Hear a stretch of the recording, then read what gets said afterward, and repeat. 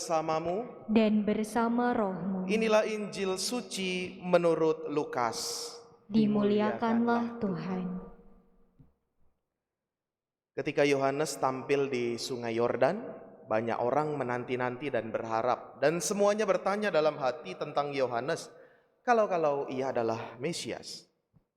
Karena itu Yohanes berkata kepada semua orang itu, "Aku membaptis kamu dengan air, tetapi Dia yang lebih berkuasa daripada aku akan datang, dan membuka tali kasutnya pun aku tidak layak.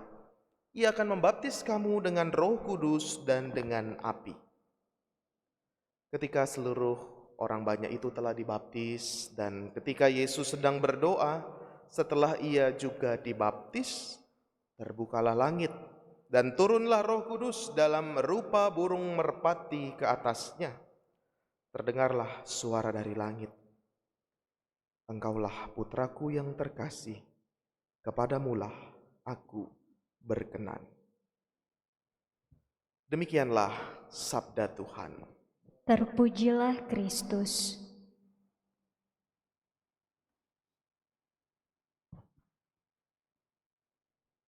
Saudari-saudaraku yang terkasih, ada satu lagu yang saya pikir wajib dinyanyikan atau wajib dihafal oleh seluruh penyanyi di Indonesia. Atau paling tidak playlist ini ada di rumah makan yang atau di resto yang baik gitu ya. Kira-kira ada lagunya apa yang semua penyanyi pasti bisa dan biasanya di restoran atau di tempat rekreasi itu sering diputar? Pasti tahu. Lagunya ini. Hari ini hari yang kau tunggu, bertambah 1 tahun usiaku. Itu cukup. Kita pasti tahu lagu itu, atau paling tidak kalau nggak tahu, mohon maaf. Kalau nggak tahu, mohon maaf. Atau lagu yang pasti diketahui adalah "Selamat ulang tahun kami ucapkan, selamat panjang umur kita kan doakan, selamat sejahtera sehat sentosa, selamat panjang umur lalu dan bahagia." Paling tidak kita pernah menyanyikan lagu itu, selamat ulang tahun atau lagunya Jamrud, "Hari ini ceceret ceceret." Itu ya. Atau paling tidak menyanyikan atau dinyanyikan lagu itu. Wah, pasti semua sukacita, semua seneng kalau dinyanyikan lagu itu. Dari anak bayi pasti dia sudah happy-happy. Sampai yang lansia-lansia, itu yang udah di atas 90 itu juga senang dinyanyikan lagu itu. Karena pengalaman ulang tahun, pengalaman bertambah usia itu menggembirakan dan menambah kebahagiaan bagi diri sendiri. Maka saya mau tanya, ada yang lupa hari ulang tahunnya sendiri? Ada enggak yang lupa? Semua ingat. Ada yang lupa sekali lagi? Adakah yang lupa hari ulang tahunnya sendiri? Enggak ada. Semua ingat, kita semua ingat hari ulang tahun kita sendiri karena itu menjadi penting. Menjadi momen, menjadi hari, menjadi tanggal yang istimewa buat kita masing-masing. Saudari-saudara, hari ini secara iman kita juga merayakan pesta pembaptisan Tuhan. Ada perayaannya khusus. Ada hari kelahiran Tuhan Yesus, Natal kita rayakan. Tapi hari ini juga ada pesta pembaptisan Tuhan. Maka kalau tadi tidak ada yang lupa hari ulang tahunnya, saya mau tanya, pertanyaan kedua, apakah ada yang ingat tanggal pembaptisan Anda? Ada yang ingat? 1, 2, 3, 4, banyak ya. Siapa yang lupa? Jujur saja ya, jujur saja. Karena memang belum pernah atau jarang kita merayakan hari ulang tahun pembaptisan. Saya ingat 7 April. Tapi itu juga kemarin sebelum menyiapkan homili ini saya buka surat baptis saya ya. Jadi saya udah curang duluan. Jadi karena saya yang bertanya, saya harus punya jawabannya dong. 7 April yang membaptis saya sekarang menjadi Romo di Paroki Blok B, Romo Muji Santoro SJ, yang sekarang bersama menjadi rekan di Dekenat Selatan, rekan imam. Wah, itu sungguh luar biasa menggembirakan. Maka belum pernah ada, jarang ditemukan perayaan ulang tahun pembaptisan. Maka PR di rumah nanti pulang, makan siang, lalu buka-buka lagi tuh surat baptis. Jangan-jangan belum diperbarui itu, sudah lama sekali. Dibuka, oh ya saya tuh ulang tahun pembaptisan tanggal berapa ya? Oh tanggal sekian. Paling tidak kita tahu dan ingat tanggal pembaptisan kita. Kenapa menjadi penting?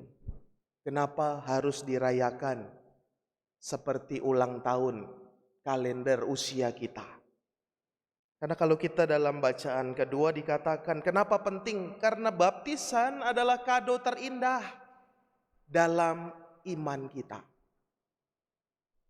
Baptisan itu kita mendapatkan kado terindah yang tadinya tercerai-berai, yang tadinya berjalan di dalam kegelapan, dengan pembaptisan disatukan menjadi anak-anak Allah, diampuni dosa-dosa kita.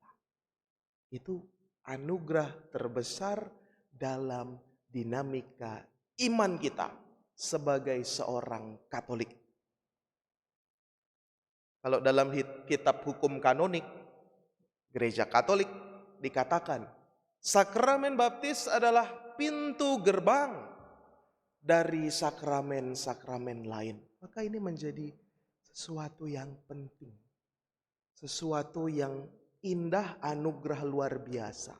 Sakramen baptis menjadi awal dari sakramen-sakramen lain dan dari keselamatan kita. Itulah kenapa pentingnya kita diajak untuk merayakan pesta ulang tahun pembaptisan. Saudari-saudaraku, saya bawa teks upacara pembaptisan. Mungkin kalau yang baptis dewasa mungkin pernah belajar ini, pernah tahu, pernah pegang ini. Tapi kalau baptis bayi, saya rasa saya juga baptis bayi. Itu saya nggak ingat saya pernah pegang buku ini atau enggak dulu pas dibaptis. Atau paling tidak saat malam Paskah kita ditanya untuk memperbarui janji baptis. Dan kita dengan lilin bernyala, dengan lantang kita menjawab ketika ditanya, sanggupkah saudari-saudara menentang kejahatan dalam diri sendiri dan dalam masyarakat? Dijawab mantap, ya kami sanggup. Atau ya kami menolak. Lalu ditanya lagi, sanggupkah saudari-saudara menolak godaan-godaan dalam bentuk tahayul, perjudian, hiburan yang tidak sehat? Ya kami sanggup. Ya, kami menolak. Sanggupkah saudari-saudara berjuang melawan segala tindakan dan kebiasaan yang tidak adil dan tidak jujur, serta melanggar hak-hak asasi manusia, serta yang merusak keutuhan lingkungan hidup? Ya, kami sanggup. Ya, kami menolak. Tapi apakah jawaban ya kami sanggup, ya kami menolak itu hanya di bibir atau sungguh dilaksanakan? Selanjutnya ada pengakuan iman. Percayakah saudari-saudara akan Allah Bapa yang Maha Kuasa, pencipta langit dan bumi? Ya, kami percaya. Tapi ketika mengalami kesulitan, hutang di sana sini, mengalami ditinggalkan duka cita, kita mempertanyakan, Tuhan, kenapa kok Engkau meninggalkan aku? Apakah jawaban ya kita percaya, ya kita yakin, ya kita sanggup, ya kami menolak, itu sungguh dirasakan dan diwujudkan dalam hidup kita?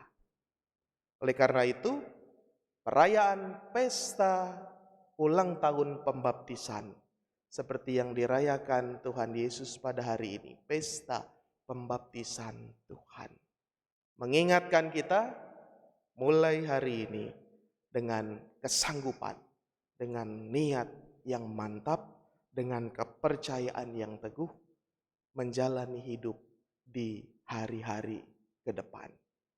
Kegelisahan pasti ada, kesulitan pasti ada, menentang kejahatan dalam diri sendiri dan dalam masyarakat pasti butuh perjuangan, pasti ada tantangan, pasti harus bertahan dengan berbagai bentuk usaha dan doa.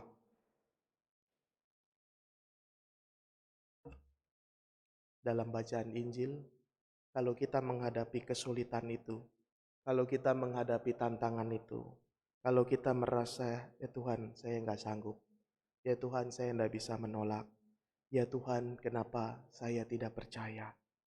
Dalam bacaan Injil di bagian akhir firman-Nya jelas. Ketika Yesus dibaptis, langit terbuka, turun Roh Kudus seperti burung merpati. Dan apa yang dikatakan? Engkaulah anak yang kukasihi, kepadamulah aku berkenan. Jangan takut, jangan gelisah. Kalau kita merasa mulai tidak percaya, mulai tidak sanggup, mulai menyerah, putus asa, hilang harapan, ingat firman ini, kepadamulah aku berkenan. Kita sudah dibaptis, disatukan menjadi anak-anak Allah, maka Tuhan Allah Bapa juga berkenan pada kita. Semoga kita menyadari diri sebagai manusia, sebagai pribadi yang dikasihi Tuhan, dan kita mau mengasihi sesama kita. Mulai kemarin dan hari ini, Bapak Uskup mengajak kita semua untuk merenungkan perjalanan dinamika iman Keuskupan Agung Jakarta dengan mengesahkan Ardas, Arah Dasar 2022-2026 dengan tema besar semakin mengasihi, semakin peduli, dan semakin bersaksi. Semoga kita dikuatkan oleh sabda Tuhan hari ini dan ditegaskan, kepadamulah aku berkenan. Kita hening sejenak, meresapkan sabda Tuhan.